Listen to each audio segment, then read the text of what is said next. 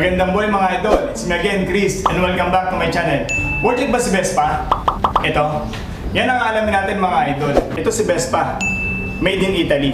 195,000 SRP niya mga idol. Ayan si Vespa mga idol. Vintage na dating mga idol. Tapos ang side mirror niya, naka-chrome. Ayan, chrome mga idol. Tapos na-setupan na natin siya ng fly screen. Ito. Foot luggage rack. Foot peg. At rear folding rack. Ito mga idol. Paalisin ko itong kinabit natin na lock niya.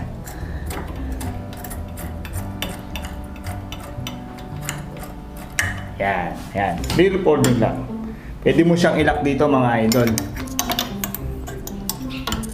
Kung maglalagay ka ng gamit, yan, pwede dyan. Ilalak mo lang siya. Tapos mga idol, ang puwet pala ni Vespa Primavera natin, parang puwet ng bubuyog mga idol. Patulis. Nakikita nyo ba itong display panel niya mga idol? Umiilaw yung, may nagbiblink na red. Ayun yung immobilizer. Kasi mga idol, anti-tap yan. Hindi niya may start ang engine niya hanggat hindi nakaprogram ang key. Kasi ito pong key natin, itong blue key, pinoprogram to sa brown key. Kailangan siya i-program sa master key. Kahit anong susi ang ilagay mo rito, mga idol, hindi siya gagana. Kailangan nakaprogram ang key. Ito lang ang pwedeng gumana sa kanya. Kaya safe tayo mga idol kasi hindi nga mabubuksan kasi nga kahit na anong sundot nila dyan, kahit anong start nila dyan, hindi nila mapapagana kasi nga meron tayong immobilizer, anti-tap. On natin. Liwanag ng ilaw mga idol, ang liwanag ng panel niya. Ito kasi analog type, tapos meron siya maliit na digital panel. Tapos nagbiblink ang ABS, pag pinapatakbo nyo na ang ating Vespa, mawawala na po siya. Kasi automatic na gumagana ang ABS. Pero pag nag-stop ka uli, magbiblink uli siya. Ayan ang ABS. Tapos ito pala yung mga switches niya. Ito, ang high beam, low beam, ayan flashing. Pakanan siya mga idol. Tapos meron siyang signal light, left and right, then horn. Tapos ito yung mode. Yung mode naman mga idol, para dito siya. Pag pinress nyo itong mode, trip A, trip B, tsaka yung total kilometers. Tapos itong start. Start natin mga idol. Okay. One click. Tapos mga idol, ang ilaw niya pala bilog ha. Ang headlight niya is full LED light. Park light, full LED light. Ang signal light natin is bulb type pa rin mga idol. Yan, bulb type pa rin mga idol. Pero ang brake light natin is full LED light mga idol. Ito palang side stand. Pag binaba natin siya, may sensor siya. Magsha-shut off yung engine niya. Kahit anong start mo rito, hindi niya mapapagana kasi nakababa ang side stand. Kailangan natin iangat ang side stand para may start ulit natin ang engine. Kahit na naka-start yung engine natin, pag pinress mo tong this button para sa seat compartment niya, yan. Open natin mga idol, open natin. Yan.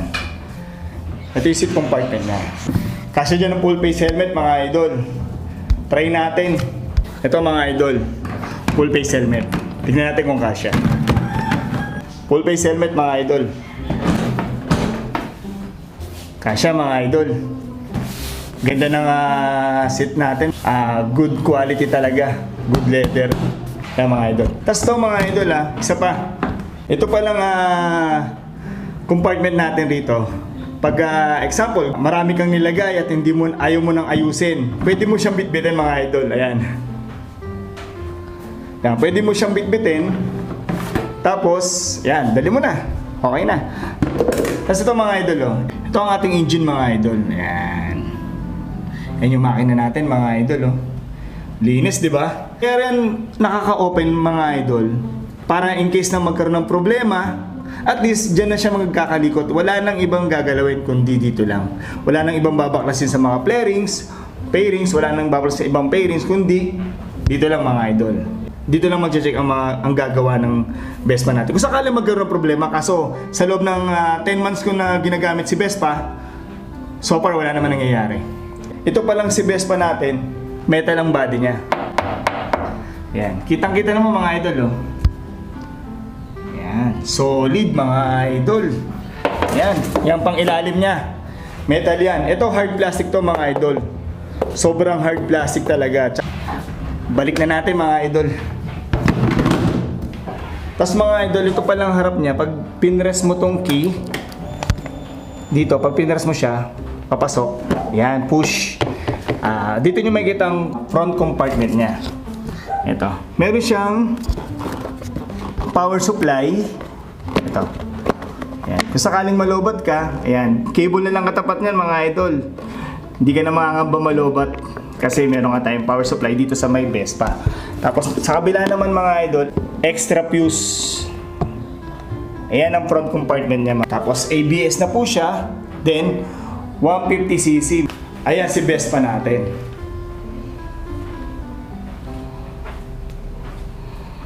Angas.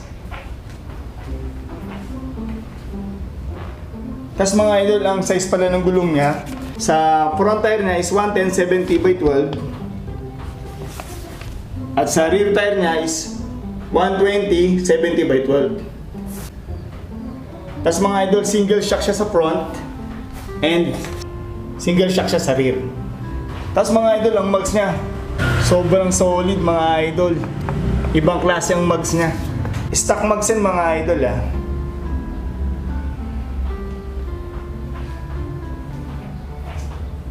Ayan si Vespa Primavera S 150cc.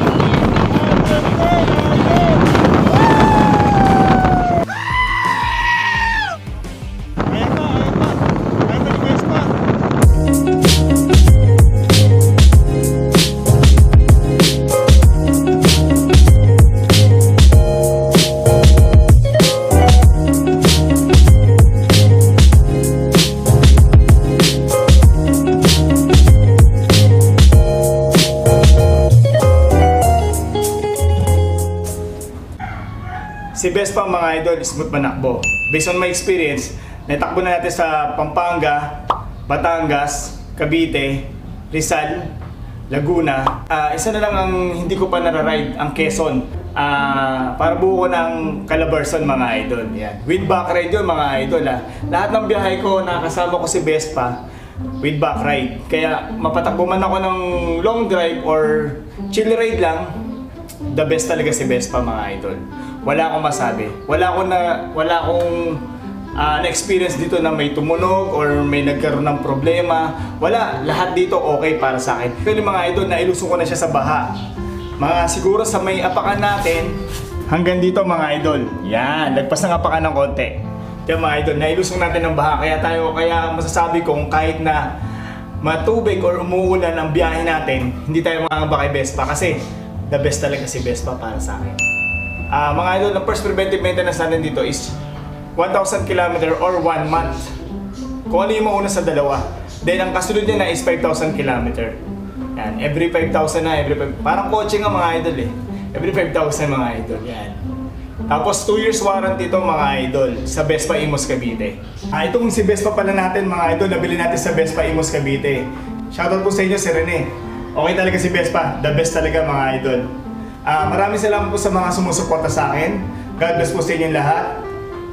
Sana supportan niyo susunod kong video. Please like, share, and subscribe. And don't forget to hit the notification bell.